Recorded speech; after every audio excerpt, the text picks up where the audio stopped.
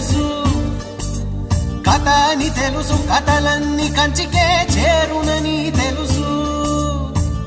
తెలుసు తెర తొలుగుతుందని, తెలుసు తెల్లారుతుందని, తెలుసు ఈ కట్టె పుట్టుకుమంటదని, తెలుసు ఈ మట్టి మట్టిలో కలిసిపోతదని.